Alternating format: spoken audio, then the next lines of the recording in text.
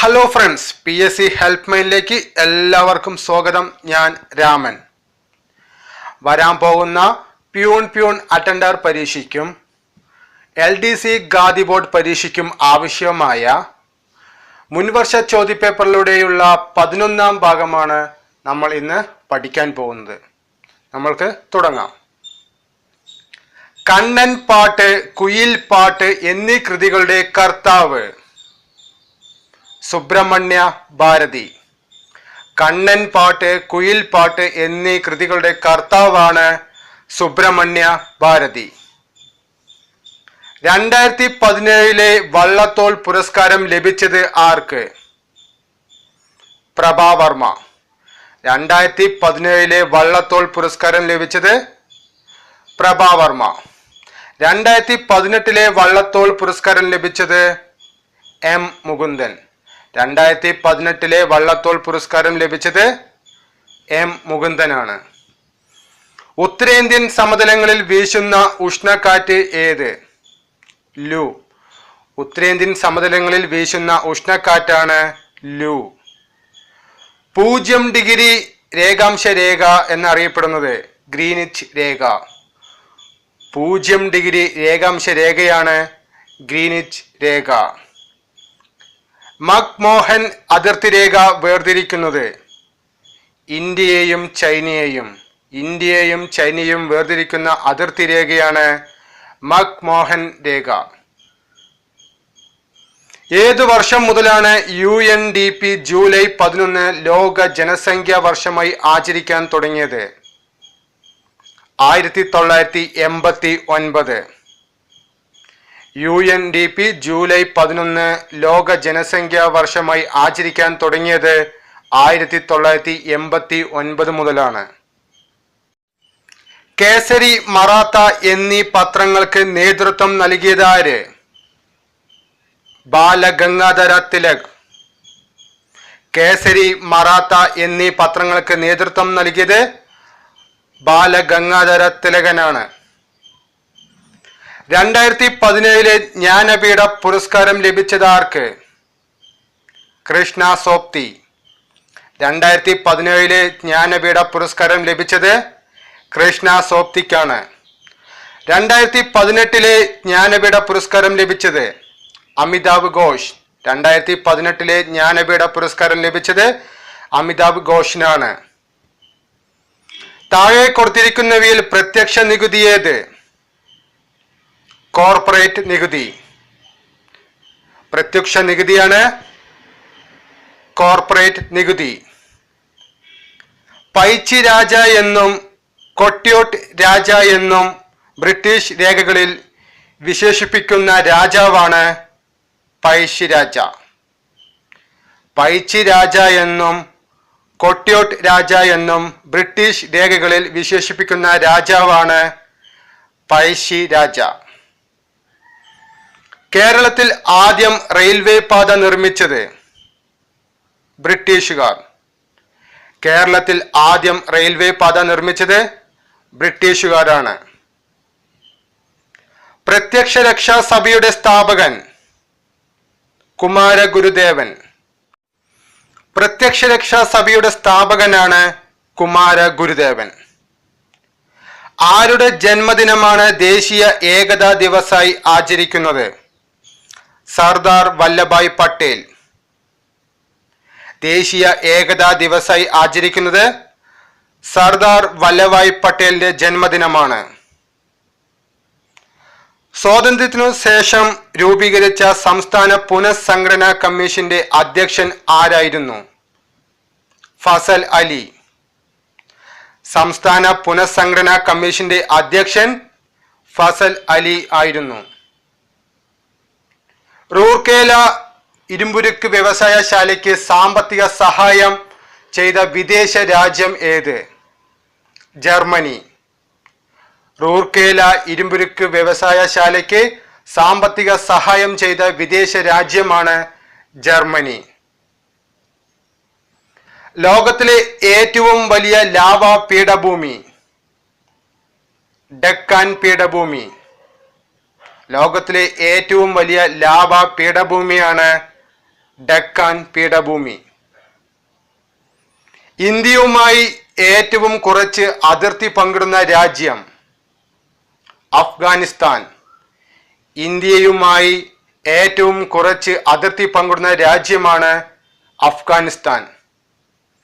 ഇന്ത്യയിൽ ആദ്യമായി പെട്രോളിയം ഖനനം ചെയ്തത് ആസാം. ഇന്ത്യയിൽ ആദ്യമായി പെട്രോളിയം ഖനനം ചെയ്ത സംസ്ഥാനമാണ് ആസാം. ഇന്ത്യയിലെ ഏറ്റവും പഴക്കമുള്ള എണ്ണ ശുദ്ധീകരണശാലയായ ദിഗ്ബോയ് സ്ഥിതി ചെയ്യുന്ന സംസ്ഥാനമാണ് ആസാം. ഇന്ത്യയിലെ ഏറ്റവും പഴക്കമുള്ള എണ്ണ ശുദ്ധീകരണശാലയായ ദിഗ്ബോയ് സ്ഥിതി ചെയ്യുന്ന സംസ്ഥാനമാണ് ആസാം. ഇന്ത്യയിലെ ഏറ്റവും വലിയ എണ്ണ ഖനന കേന്ദ്രമാണ് ബോംബെ ഹൈ. ഇന്ത്യയിലെ ഏറ്റവും വലിയ എണ്ണ ഖനന കേന്ദ്രം അറിയപ്പെടുന്നത് ബോംബെ ഹൈ ആണ്. മഹാരാഷ്ട്രയിലെ എണ്ണ ഖനനത്തിന് പ്രസിദ്ധമായ സ്ഥലം അറിയപ്പെടുന്നതും ബോംബെ ഹൈ ആണ്. മഹാരാഷ്ട്രയിലെ എണ്ണ ഖനനത്തിന് പ്രസിദ്ധമായ സ്ഥലം അറിയപ്പെടുന്നത് ബോംബെ ഹൈ ആണ്. ഇന്ത്യയിലെ ഏറ്റവും വലിയ എണ്ണ ശുദ്ധീകരണശാലയാണ് ജാംനഗർ, ഗുജറാത്ത് സംസ്ഥാനത്തിലാണ്. ഇന്ത്യയിലെ ഏറ്റവും വലിയ എണ്ണ ശുദ്ധീകരണശാല സ്ഥിതി ചെയ്യുന്നത് ഗുജറാത്തിലെ ജാംനഗറിലാണ്. ഇന്ത്യയിൽ ഏറ്റവും കൂടുതൽ ജനസംഖ്യയുള്ള സംസ്ഥാനം ഉത്തർപ്രദേശ്. ഇന്ത്യയിൽ ഏറ്റവും കൂടുതൽ ജനസംഖ്യയുള്ള സംസ്ഥാനമാണ് Uttar Pradesh. Champions of the earth ഏതുമായി ബന്ധപ്പെട്ടിരിക്കുന്നു? പരിസ്ഥിതി. ചാമ്പ്യൻസ് ഓഫ് ദി എർത്ത് എന്നത് പരിസ്ഥിതിയുമായി ബന്ധപ്പെട്ടിരിക്കുന്നു. വിന്ധ്യ സത്പുര പർവ്വതനിരകൾക്കിടയിലൂടെ ഒഴുകുന്ന നദി നർമ്മദ. വിന്ധ്യ സത്പുര പർവ്വതനിരകൾക്കിടയിലൂടെ ഒഴുകുന്ന നദിയാണ് നർമ്മദ. വനിതാ ശാക്തീകരണം ഇന്ത്യയുടെ ശാക്തീകരണം എന്നത് ഏതിൻ്റെ മുദ്രാവാക്യമാണ്? മഹിളാ ബാങ്ക്. വനിതാ ശാക്തീകരണം ഇന്ത്യയുടെ ശാക്തീകരണം എന്നത് മഹിളാ ബാങ്കിന്റെ മുദ്രാവാക്യമാണ്. കേരളത്തിലെ ആദ്യത്തെ ചുമർ ചിത്ര നഗരം കോട്ടയം. കേരളത്തിലെ ആദ്യത്തെ ചുമർ ചിത്ര നഗരം എന്നറിയപ്പെടുന്നത് കോട്ടയം. 2017 ആസിയാൻ ഉച്ചകോടിയുടെ വേദി മനില. ഫിലിപ്പീൻസിലെ മനിലയാണ് 2017 ആസിയാൻ ഉച്ചകോടിയുടെ വേദി. 2018 ആസിയാൻ ഉച്ചകോടിയുടെ വേദിയാണ് സിംഗപ്പൂർ. ഓർത്തുവെക്കുക, 2018 ആസിയാൻ ഉച്ചകോടിയുടെ വേദിയാണ് സിംഗപ്പൂർ. 2019 ആസിയാൻ ഉച്ചകോടിയുടെ വേദിയാണ് തായ്ലാൻഡ്. 2020 വിയറ്റ്നാം. പ്രകൃതി സംരക്ഷണത്തിനുള്ള ആദ്യ വൃക്ഷമിത്ര അവാർഡ് ലഭിച്ച വനിത സുഗതകുമാരി. പ്രകൃതി സംരക്ഷണത്തിനുള്ള ആദ്യ വൃക്ഷമിത്ര അവാർഡ് ലഭിച്ച വനിതയാണ് സുഗതകുമാരി. ഇന്ത്യയിൽ ഏറ്റവും കൂടുതൽ ചണം ഉൽപ്പാദിപ്പിക്കുന്ന സംസ്ഥാനം പശ്ചിമ ബംഗാൾ. ഇന്ത്യയിൽ ഏറ്റവും കൂടുതൽ ചണം ഉൽപ്പാദിപ്പിക്കുന്ന സംസ്ഥാനമാണ് പശ്ചിമ ബംഗാൾ. നേതാജി സുഭാഷ് ചന്ദ്രബോസ് ഇന്റർനാഷണൽ എയർപോർട്ട് സ്ഥിതി ചെയ്യുന്നത് എവിടെ? കൊൽക്കത്ത. നേതാജി സുഭാഷ് ചന്ദ്രബോസ് ഇന്റർനാഷണൽ എയർപോർട്ട് സ്ഥിതി ചെയ്യുന്നത് കൊൽക്കത്തയിലാണ്. ഏതു നദിയിലാണ് സർദാർ സരോവർ പദ്ധതി നിലകൊള്ളുന്നത്? നർമ്മദ നദിയിൽ. സർദാർ സരോവർ പദ്ധതി നിലകൊള്ളുന്നത് നർമ്മദ നദിയിലാണ്. ഇന്ത്യയിലെ ഏറ്റവും ചെറിയ ദേശീയപാത സ്ഥിതി ചെയ്യുന്നത് എവിടെ? കേരളം.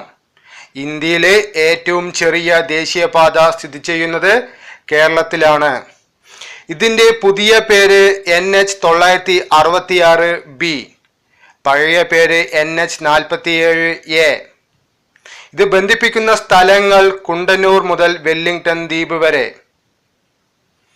ഇന്ത്യയിലെ ഏറ്റവും വലിയ അല്ലെങ്കിൽ നീളം കൂടിയ ദേശീയ പാതയാണ്, അതിൻ്റെ പുതിയ പേരാണ് NH 44. പഴയ പേര് NH 7. ഇത് ബന്ധിപ്പിക്കുന്ന സ്ഥലങ്ങൾ ശ്രീനഗർ മുതൽ കന്യാകുമാരി വരെ. സ്മാരകശിലകൾ ആരുടെ കൃതിയാണ്? പുനത്തിൽ കുഞ്ഞബ്ദുള്ള. സ്മാരകശിലകൾ പുനത്തിൽ കുഞ്ഞബ്ദുള്ളയുടെ കൃതിയാണ്. മൗണ്ട് അബു സുഖവാസ കേന്ദ്രം സ്ഥിതി ചെയ്യുന്നത് ഏത് പർവ്വത നിരകളിലാണ്? ആരവല്ലി. മൗണ്ട് അബു സുഖവാസ കേന്ദ്രം സ്ഥിതി ചെയ്യുന്നത് ആരവല്ലി പർവ്വത നിരകളിലാണ്. ഭട്നാഗർ അവാർഡ് ഏതുമായി ബന്ധപ്പെട്ടിരിക്കുന്നു? ശാസ്ത്രം. ഭട്നാഗർ അവാർഡ് ശാസ്ത്രവുമായി ബന്ധപ്പെട്ടിരിക്കുന്നു. സെപ്റ്റംബറിൽ കേരളം സന്ദർശിച്ച doctor Sheikh Sultan bin Muhammad Al Qasimi ഏതു രാജ്യത്തിന്റെ ഭരണാധികാരിയാണ്? ഷാർജ. 2017 സെപ്റ്റംബറിൽ കേരളം സന്ദർശിച്ച doctor Sheikh Sultan bin Muhammad Al Qasimi ഷാർജയുടെ ഭരണാധികാരിയാണ്. ജാർഖണ്ഡിലെ ജാറിയ പ്രദേശം ഏതിന്റെ ഉൽപാദനവുമായി ബന്ധപ്പെട്ടിരിക്കുന്നു? കൽക്കരി. ജാർഖണ്ഡിലെ ജാറിയ പ്രദേശം ഏതിന്റെ ഉൽപാദനവുമായി ബന്ധപ്പെട്ടിരിക്കുന്നു? കൽക്കരി. ജാറിയ, കൽക്കരി ഖനി അങ്ങനെ പഠിക്കുക. ദീൻ ദയാൽ പോർട്ട് ട്രസ്റ്റ് എന്ന് പുനർനാമകരണം ചെയ്ത തുറമുഖം? കാൻഡ്ല. ദീൻ ദയാൽ പോർട്ട് ട്രസ്റ്റ് എന്ന് പുനർനാമകരണം ചെയ്ത തുറമുഖമാണ് കാൻഡ്ല. താഴെ കൊടുത്തിരിക്കുന്നവയിൽ ഖാരിഫ് വിളകൾക്ക് ഉദാഹരണമാണ് ചോളം. ഖാരിഫ് വിളയ്ക്ക് ഉദാഹരണമാണ് ചോളം. ദേശീയ ഉപഭോക്തൃ ദിനം ഡിസംബർ 24. ദേശീയ ഉപഭോക്തൃ ദിനമായി ആചരിക്കുന്നത് ഡിസംബർ 24-നാണ്.